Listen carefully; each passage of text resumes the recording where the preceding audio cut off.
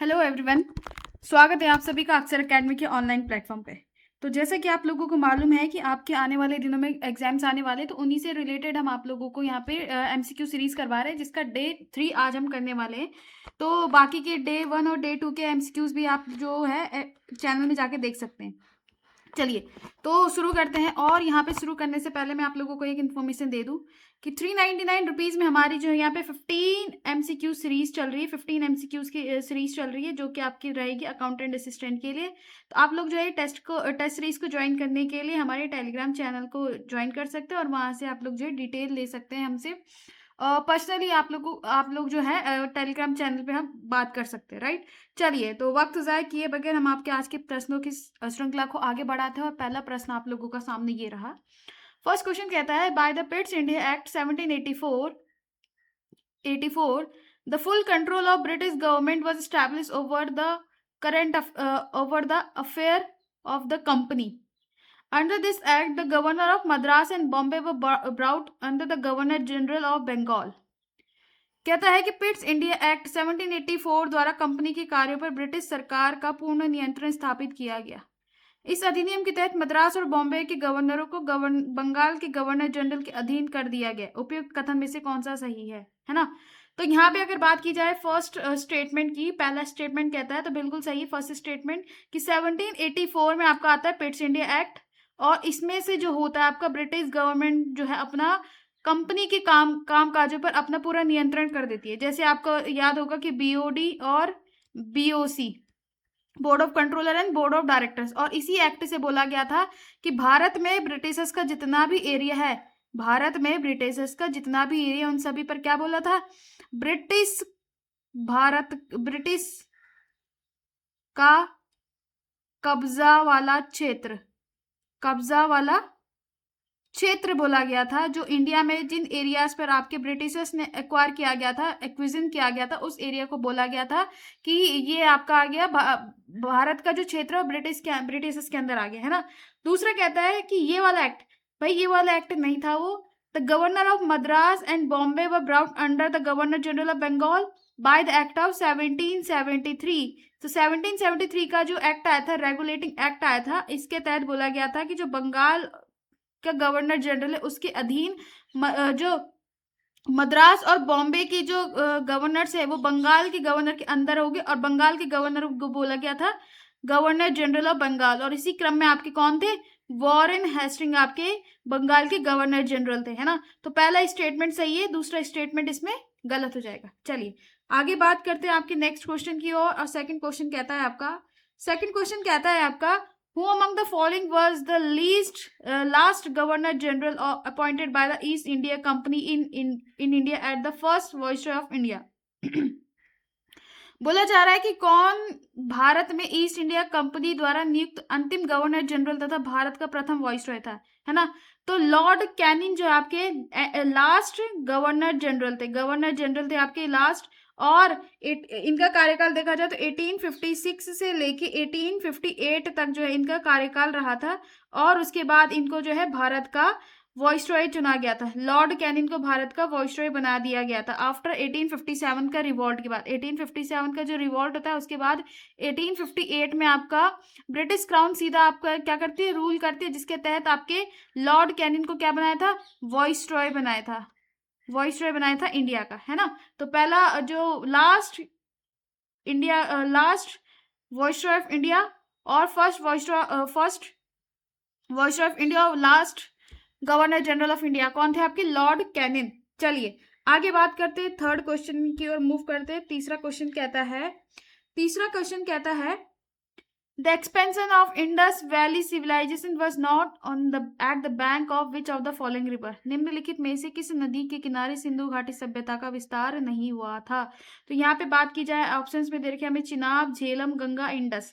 तो बेसिकली देखा जाए तो इंडस वैली जो सिविलाइजेशन है वो इंडस रिवर के आसपास थी, है ना। और इंडस रिवर के आसपास थी तो एरिया कौन कौन सा जाएगा भाई, अफगान में आपकी जो अफगानिस्तान वाले एरिया में, इंडिया वाले एरिया में, इंडिया का भी जो गुजरात राजस्थान वाला एरिया इसमें था, और पाकिस्तान वाले एरिया में भी था, है ना। लेकिन बात की जाए तो इंडस वैली सिविलाइजेशन मेनली आपकी जो है इंडस रिवर के आसपास थी, लेकिन उसका फैलाव कहाँ से था भाई, आपकी झेलम नदी से लेके, झेलम रिवर से लेके था वो आपका हिंडन रिवर तक, हिंडन रिवर तक। और हिंडन रिवर बेसिकली आपकी यमुना की ही एक ट्रिब्यूटरी है, यमुना की ही एक ट्रिब्यूटरी है। तो बेसिकली देखा जाए तो आप लोग नहीं पढ़ोगे कि गंगा के किनारे जो है, गंगा के आसपास के क्षेत्र पे आपको जो है इंडस वैली सिविलाइजेशन के एविडेंसेस मिलते हैं। तो इंडस वैली सिविलाइजेशन आपके गंगा रिवर के किनारे नहीं थी, बल्कि इंडस, चेनाब और झेलम नदी के आसपास थी, है ना। चलिए आगे बात करते हैं फोर्थ क्वेश्चन की।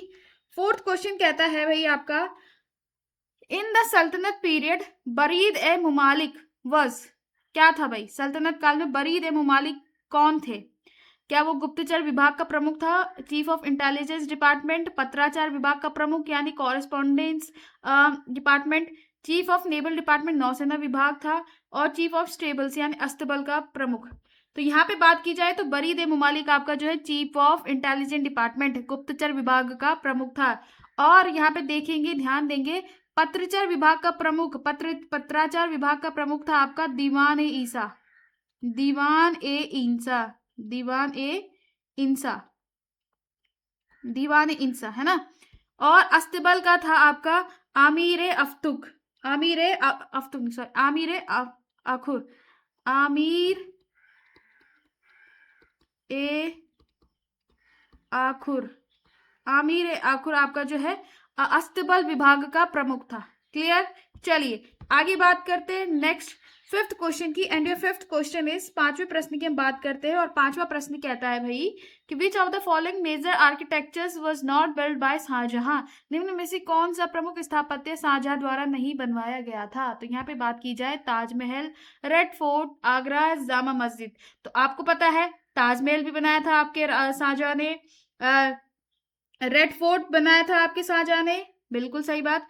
आगरा का किला आपके शाहजहां ने नहीं बनाया था, अकबर ने बनाया था। आगरा का किला आपके अकबर ने बनाया था, तो आगरा का किला, है ना। तो यहाँ पे अगर बात की जाए राइट आंसर की, तो राइट आंसर क्या हो जाएगा आपका, आगरा का किला, यानी कि रेड आगरा फोर्ट, है ना। आगरा फोर्ट आपके जो है किसने बनाया था, अकबर ने बनाया था, शाहजहां ने नहीं बनाया था। चलिए फिलहाल बात करते हैं ताजमहल कब बना था भाई। ताजमहल बना था आपका 1648 में।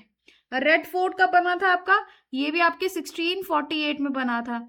जामा मस्जिद बना था आपका, ये भी आपके 1656 में बना था, 1656। चलो अकबर ने ये आगरा फोर्ट कब बनाया, तो ये बनाया था आपके 1574 में, बोल हाँ 1574 में आपके अकबर ने आगरा फोर्ट बनाया था। चलिए तो यहाँ पे देख लीजिए कि आगरा फोर्ट आपके किसने बनाया है, अकबर ने बनाया, और यहाँ पे पूछा गया था शाहजहां ने कितनों को बनाया है। चलिए आगे देखते हैं सिक्स्थ क्वेश्चन। छठा क्वेश्चन कहता है कि consider the following institutions, social service league, Swaraj party, the servant of Indian society, the नौजवान सभा। कब कब, यानी कि करेक्ट क्रोनोलॉजिकल ऑर्डर में इनको एस्टैब्लिश करना है। तो वन बाय वन देखते हैं एक बार। सोशल सर्विस लीग ये बनी थी आपकी 1911 में, 1911 में बनी थी। स्वराज पार्टी आपकी बनती है 1923 में। The servant of India society बनती है आपकी 1905 में। और एट लास्ट आपकी बनती है नौजवान सभा, ये बनती है आपकी 1926 में। तो क्या हो रहा है भाई, पहले आएगा 3, तो ऑप्शन नंबर ए तो ऑलरेडी एलिमिनेट हो गया। 3 के बाद आएगा आपका 1, 3 के बाद 1, तो ऑब्वियसली बी ऑप्शन आएगा यहाँ पे, तो बी ऑप्शन राइट होगा, बी इसमें राइट हो जाएगा। क्लियर। चलिए आगे 7th क्वेश्चन को हम देखते हैं। 7th क्वेश्चन कहता है the Tahqiqat committee was constituted by the Congress to investigate the Jallianwala Bagh massacre under the chairmanship of, किसके। अब देखो चौथा तो ऑप्शन दे नहीं रखा है यहाँ पे, पर फिलहाल आप लोग देख लीजिए कि इन तीनों में से ही आंसर है। जलियांवाला बाग हत्याकांड की जांच के लिए कांग्रेस द्वारा गठित तहकीकात समिति के अध्यक्षता किसने की थी, है ना। तहकीकात कमेटी की अध्यक्षता किसने की थी। तो सबसे पहले फिलहाल बात करते हैं आपके जलियांवाला बाग हत्याकांड। तो कब हुआ था आपके जलियांवाला बाग हत्याकांड, बेसिकली आपके कब हुआ था, 13 अप्रैल 1919, 13 अप्रैल 1919 में आपका जो है ये जलियांवाला बाग हत्याकांड होता है। और ये बेसिकली देखा जाए तो तहकीकात कमेटी बनती है आपकी बाय किसकी undership of, Lord Hunter, Lord Hunter की अंडरशिप में आपकी जो है यहाँ पे क्या बनती है, तहकीकात कमेटी बनती है और इसकी जो है यहाँ पे अध्यक्षता की थी मदन मोहन मालवीय। तो मदन मोहन मालवीय की अध्यक्षता में ये तहकीकात कमेटी बनती है किसके लिए? जलियांवाला बाग हत्याकांड के लिए। और ये जलियांवाला बाग हत्याकांड कब होता है? वो भी किसके लिए? रॉलेट एक्ट के लिए, है ना। रॉलेट एक्ट के विरुद्ध, रॉलेट एक्ट के विरुद्ध आपकी जो है ये आती है ना। तो ये भी आपके 1919 में आया था। और ये रॉलेट एक्ट आता किस लिए है कि भाई हम जो है किसकी वजह से 1914 से लेके 1918 तक आपका जो चलता है, क्या चलता है आपका? First world war. तो उस वजह से आती है। तो यहाँ पे मदन मोहन मालवीय इसका राइट आंसर हो जाएगा। चलिए 8th क्वेश्चन की हम बात करते हैं। असर्शन रीजन वाला क्वेश्चन दे रखा है भाई। असर्शन कहता है Charles Metcalfe has been called the liberator of the press.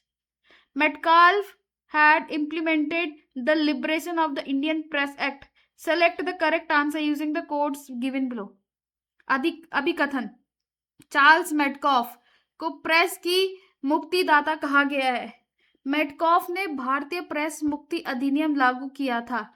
अब नीचे दिए गए कूट का प्रयोग सही करना है ना। चलिए, तो यहाँ पे असर्शन रीजन वाला क्वेश्चन है, तो आपको पता है कि यहाँ पे ये जो है असर्शन और रीजन दोनों करेक्ट हो जाएगा, यानी कि A and R both are correct and R is the correct explanation of A. Both A and R correct. चलिए आगे बात करते हैं 9th क्वेश्चन की। 9th क्वेश्चन कहता है the Pawnar movement is popularly known as. Pawnar आंदोलन के नाम से प्रसिद्ध आंदोलन को किस नाम से जाना जाता है? Individual satyagraha, quit India movement, operation zero R movement या खेड़ा सत्याग्रह। तो यहाँ पे बेसिकली देखा जाए तो individual satyagraha basically started by the Gandhi ji. कब? गांधी जी के द्वारा स्टार्ट किया गया था ऑन 17 अक्टूबर 1940, 17 अक्टूबर 1940, है ना। चलिए आगे बात करते हैं आपके दूसरे क्वेश्चन की। और एक बात मैं यहाँ पे आपको फर्स्ट सेकंड सत्याग्रहों के बारे में बता दूं तो विनोबा भावे फर्स्ट आपके सत्याग्रही थे। दूसरे सत्याग्रह आपके थे जेएल नेहरू, दूसरे सत्याग्रही। और तीसरे सत्याग्रही थे आपके ब्रह्मदत्त।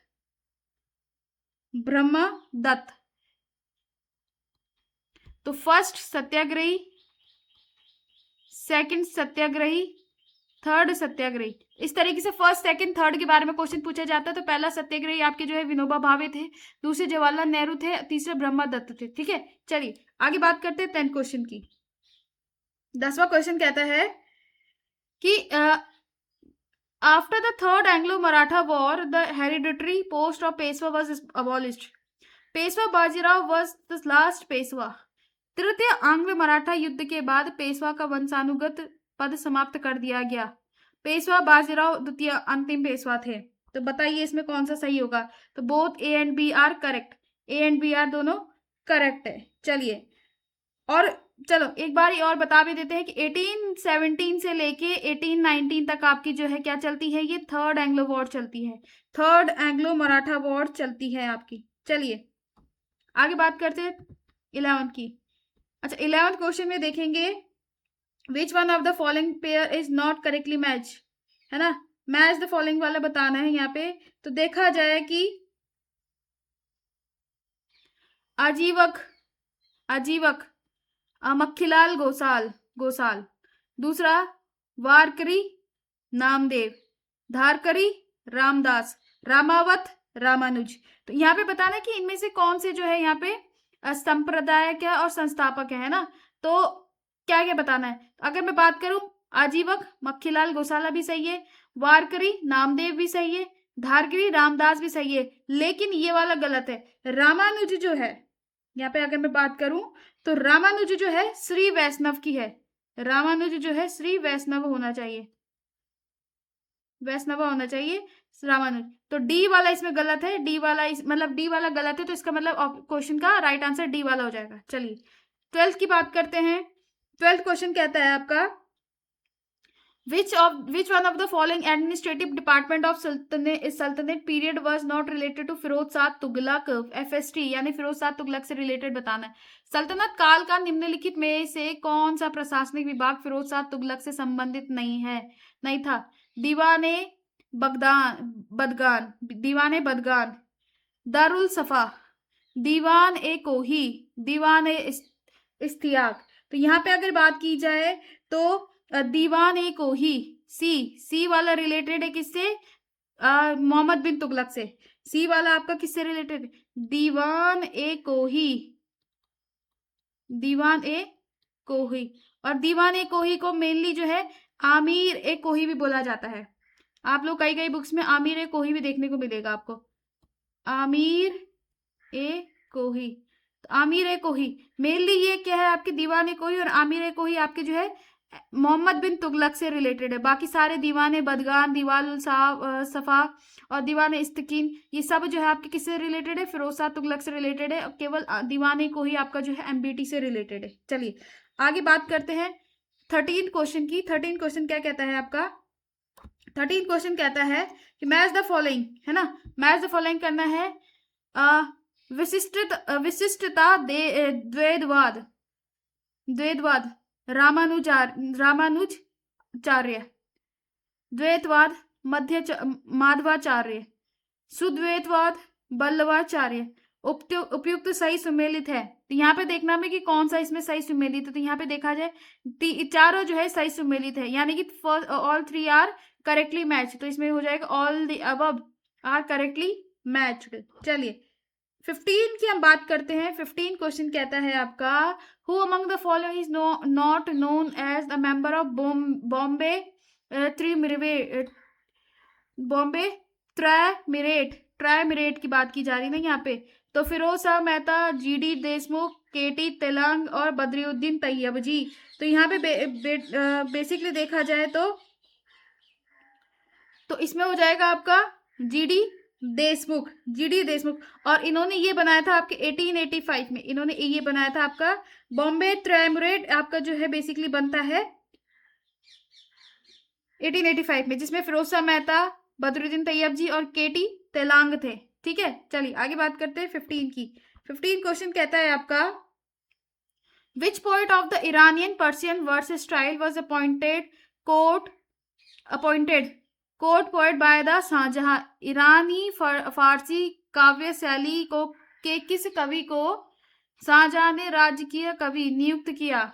मुनीर, कुदासी, कासी, कालीम। तो यहाँ पे बात की जाए तो किसका है?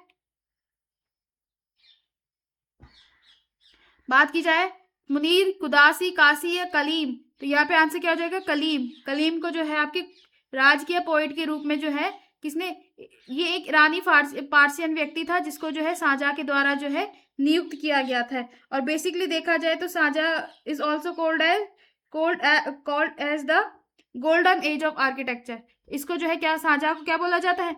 Golden age of architecture. ध्यान रखना, इसको हम गोल्डन एज ऑफ आर्किटेक्चर भी बोलते हैं। क्यों? क्योंकि इसके द्वारा जो है बहुत सारी चीजों का निर्माण कराया गया था। बहुत सारी चीजों का निर्माण कराया गया था, है ना। आप लोगों ने देखा होगा रेड फोर्ट हो गया, ताजमहल हो गया। इस तरीके से जो है यहाँ पे बहुत सारी चीजें इसके द्वारा कराई गई थी, है ना। तो इसको नोट कर लेना, इंपॉर्टेंट पॉइंट है। गोल्डन एज ऑफ आर्किटेक्चर, इसके टाइम पे बहुत सारी चीजें का निर्माण हुआ था। चलिए 16 क्वेश्चन देखते हैं। 16 question, which of the following constitutional amendment acts are related to the 8th schedule? 21st Constitutional Amendment Act of 1967, 71st Constitutional Amendment Act of 1992, 92nd Constitutional Amendment Act of 2003, है ना। तो यहाँ पे बात की जा रही है। तो 8वीं अनुसूची बेसिकली देखा जाए तो 8th शेड्यूल किससे रिलेटेड है? आपकी लैंग्वेज से रिलेटेड है, लैंग्वेज से रिलेटेड है। और लैंग्वेज में भी 21वें संविधान संशोधन के तहत हमने कौन सी भाषा को जोड़ा था? आपके सिंधी भाषा को हमने जोड़ा था। मेनली हमारे पास 14 मूल संविधान में हमारे पास 14 भाषाएं थी, और वर्तमान की देखा जाए तो वर्तमान में हमारे पास 22 भाषा है, जिसमें से 15वीं भाषा ये जोड़ी गई थी। 71वें से हमने जोड़ी थी मणिपुरी, कोंकणी और नेपाली। और 92nd से जोड़ी थी हमने बोडो, डोगरी, मैथिली और संथाली। तो कितनी हो गई है? 15, 16, 17, 18, 19, 20, 21, 22। तो मूल संविधान में हमारी 14 भाषा थी और 22 भाषाएं हो गए हमारे आज के आज के उसमें। तो बेसिकली देखा जाए तो 16 का क्या राइट आंसर हो जाएगा भाई? D, all the above are correct, है ना? All the above are correct. चलिए 17 की बात करते हैं हम। 17 क्वेश्चन। 17 क्वेश्चन कहता है कि which one of the following procedure described in the Indian constitution has not been adopted from the constitution of Ireland. भारतीय संविधान में वर्णित निम्नलिखित में से कौन सी व्यवस्था आयरलैंड के संविधान से नहीं अपनाई गई है? Election of member of Rajya Sabha, nomination of member of Rajya Sabha, electoral system of the president, directive principle of state policy. Rajya Sabha के सदस्यों का निर्वाचन, राज्यसभा में सदस्यों का नामांकन, राष्ट्रपति की निर्वाचन प्रणाली, ये राज्य की नीति निर्देशक तत्व। तो यहाँ पे बात की जाए तो election of member in Rajya Sabha, ये हमने कहां से लिया है? ये कहां से लिया है हमने? साउथ अफ्रीका से। ये कहां से लिया हमने? साउथ अफ्रीका के संविधान से लिया है। और बाकी के सारे प्रोविजन हमने कहां से लिया है भाई? By the constitution of Ireland. Ireland के संविधान से हमने ये लिए। तो राइट आंसर क्या हो जाएगा इसमें? ए इसमें राइट हो जाएगा, है ना? चलिए नेक्स्ट 18 पढ़िए जरा 18 क्वेश्चन को क्या बोलता है। According to the article 324 which one of the following election is not conducted by the election commission of India.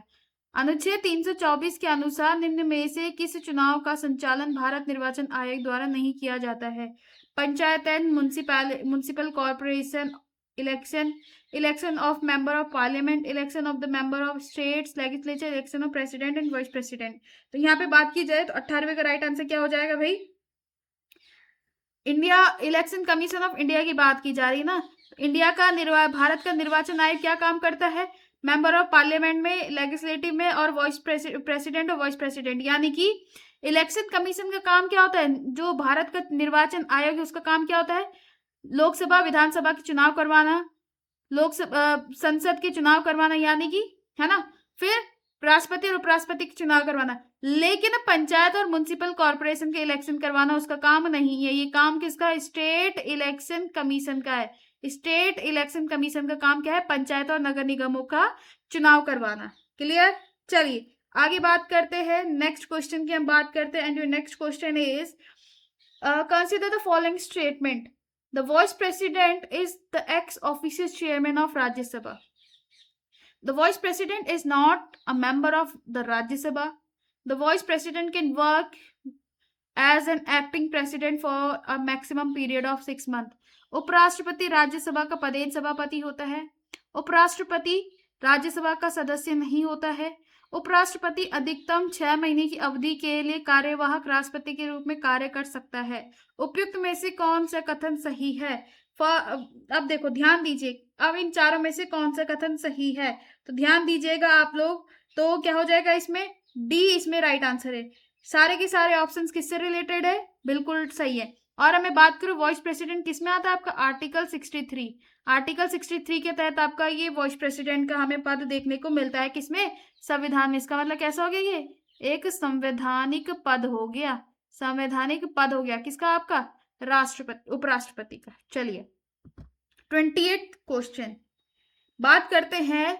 Which writ issue by the Supreme Court और High Court is intended to refer cases pending in subordinate courts to superior courts for speedy disposal। सर्वोच्च न्यायालय या उच्च न्यायालय द्वारा जारी की जाने वाली वह कौन सी रिट है जिसका उद्देश्य अधीनस्थ न्यायालयों में लंबित मामले को शीघ्र निपटारे के लिए उच्च न्यायालय में स्थानांतरित करना है? अधिकार परीक्षा, उत्प्रेषण, परमादेश, प्रतिषेध, क्यों वारंटो, सर्सीरियो, मैंडमस के प्रोहिबिशन। तो क्या हो जाएगा इसमें? सबसे पहली बात की जाए तो यहाँ पे अगर मैं बात करूँ तो ऑप्शन नंबर 20 में राइट हो जाएगा सर्सीरियो, यानी कि उत्प्रेषण वो है ना। अब क्या है? Article 32 writ.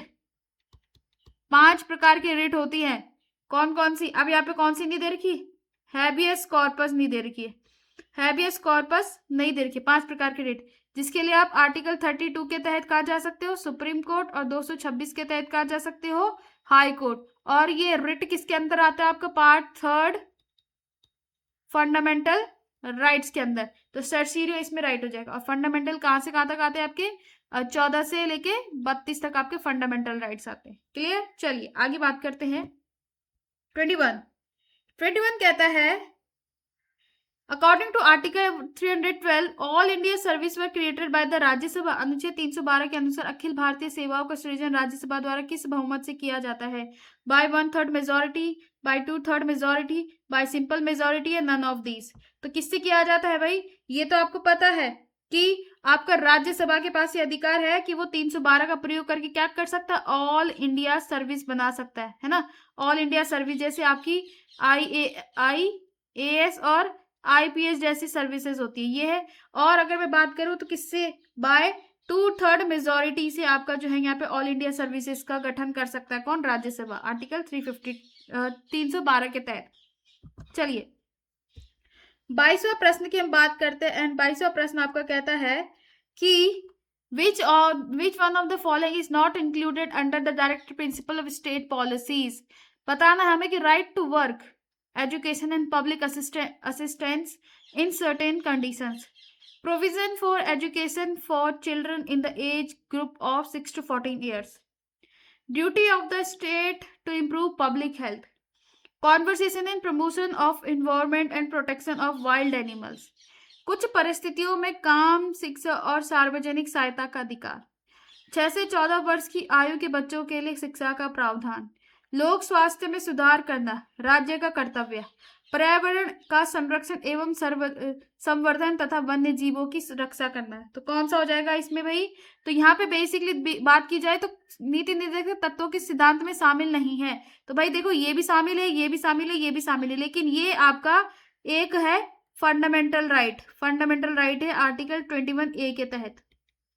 और ये जो है आपके फंडामेंटल ड्यूटीज में नहीं, DPSP में आता है आर्टिकल 45 के तहत। आर्टिकल 45 के तहत DPSP में आता है। ठीक है, तो ये है तो दोनों, ये तो है पार्ट 4 का ही हिस्सा, लेकिन DPSP का। और ये क्वेश्चन रिलेटेड है किससे? आपके फंडामेंटल ड्यूटीज से। क्लियर? चलिए तो यहाँ पे बी ऑप्शन सही हो जाएगा। बी इसमें जो है डायरेक्ट, एक मिनट, हाँ ठीक है। तो ये सारे के सारे एक मिनट, ये सारे के सारे कैसे हो गए भाई आपके? ये सारे आपके कैसे हो गए? Fundamental duties. चलिए आगे बात करते हैं 23rd की, है ना। 23rd की बात करते हैं। 23rd कहता है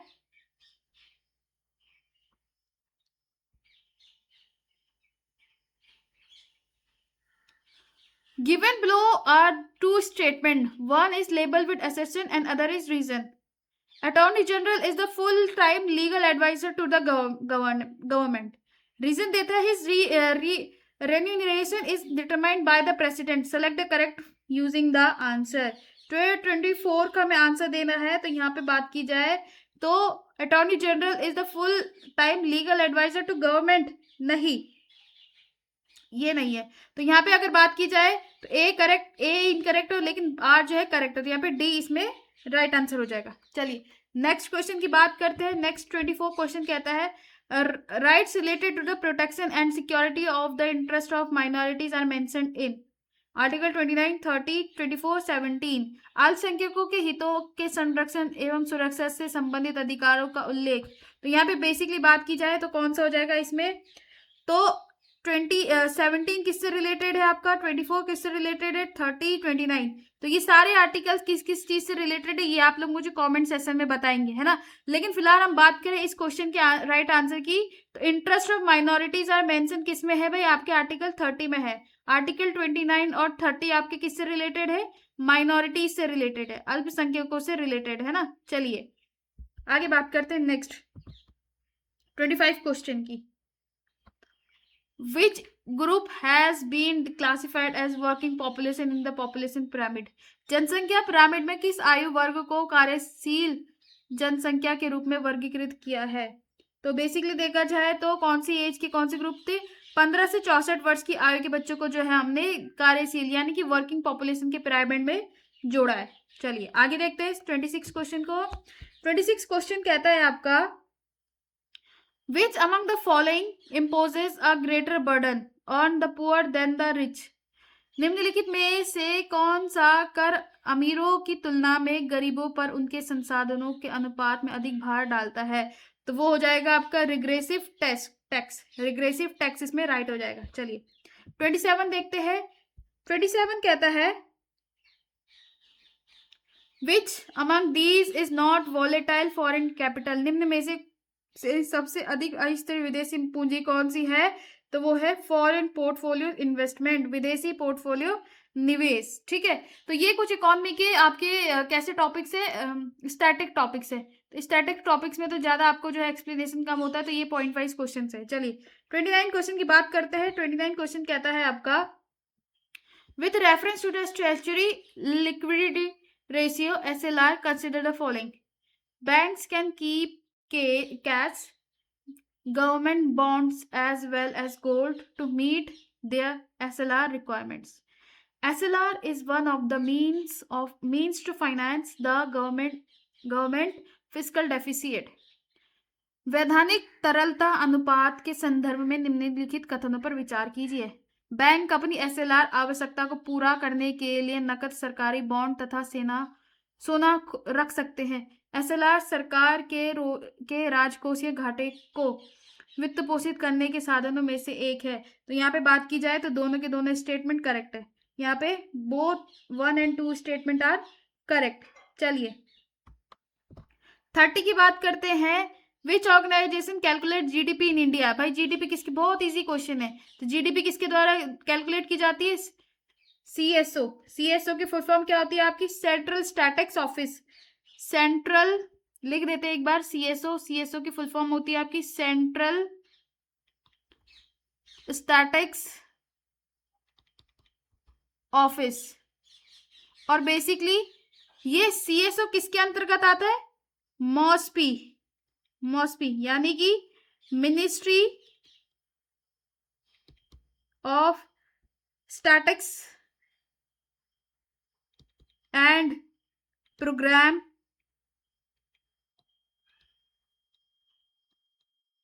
इम्प्लीमेंटेशन इसके अंतर्गत आता है। तो CSO बेसिकली किस मंत्रालय के अंदर आता है? मौसमी के अंतर्गत आता है। और GDP को किसके द्वारा कैलकुलेट किया जाता है? कैसे कैलकुलेट की जाती है? CSO के द्वारा की जाती है। बेसिकली ये कैसा है आपका स्टैटिक्स वाला है ना। चलिए आज की क्लास का last question second last question हम देखेंगे। The southern Alps mountain range is situated in Britain, New Zealand, south Africa, Australia. तो कहाँ है आपका? बेसिकली ब्रिटेन में है ये, ब्रिटेन में। और इसका हाईएस्ट पीक की मैं बात करूं, इसका हाईएस्ट पीक हो जाएगा आपका, हाईएस्ट पीक कौन सा हो जाएगा? हाईएस्ट पीक हो जाएगा आपका माउंट कुक इसका हाईएस्ट पीक होगा। तो एल्प्स आपकी कहाँ है? यूरोप में, यूरोप नहीं, ब्रिटेन में। क्लियर। चलिए लास्ट देखते हैं, लास्ट क्वेश्चन आज की क्लास का। एंड आपकी क्लास का आज लास्ट क्वेश्चन क्या कहता है? Given below the two statement, one is labelled and assertion है ना, and other is reason. Assertion, temperature anomalies a greater in the northern hemisphere. फिर इसका रीजन दे रखा है, the northern hemisphere has more water reason. Select the correct answer using the code given below. Both A and B are correct. चलो फिलहाल हिंदी में पढ़ते हैं। अभी कथन कहता है कि उत्तरी गोलार्ध में तापमान की विसंगतियां अधिक होती है। फिर इसी के कारण बोलता है कि उत्तरी गोलार्ध में अधिक जल क्षेत्र है। अब बताओ इनमें से कौन सा सही होगा? तो यहाँ पे अगर मैं बात करूं तो both A and R correct है ना, और R is a correct explanation of A है ना। चलिए उत्तरी गोलार्ध में तापमान की विसंगतियां हैं, ग्रेटर टेम्परेचर जो है विसंगत है, और उत्तरी गोलार्ध में जल का क्षेत्र भी अधिक है। क्लियर। तो has more water region. Clear. चलिए तो आज के लिए हम इतना ही करते हैं। आज की क्लास के लिए इतना ही करेंगे, बाकी मिलते हैं आपसे कल की क्लास में। और कल की क्लास में आप लोग मुझे आज की क्लास का आप लोग मुझे स्कोर जो है क्या बताएंगे, कमेंट सेक्शन में बताएंगे कि आप आज की क्लास का स्कोर कितना होता है। तो वीडियो पसंद आया हो तो लाइक और शेयर करें, साथ ही साथ अपने फ्रेंड्स के साथ सब्सक्राइब करें। और मेन बात ये है कि आप लोगों को अपना स्कोर कमेंट करना है कि कितना आप लोगों ने स्कोर किया है, कितने आप लोगों के क्वेश्चन सही गए हैं, है ना? इसी से मुझे एनालाइज़ होगा कि आप लोग जो है मेरे साथ मेहनत कर रहे हैं। चलिए, तो आज के लिए इतना ही करते हैं, बाकी मिलते हैं आपसे कल की क्लास में, तब तक के लिए जय हिंद, जय Bharat, Vande Mataram, God bless you all.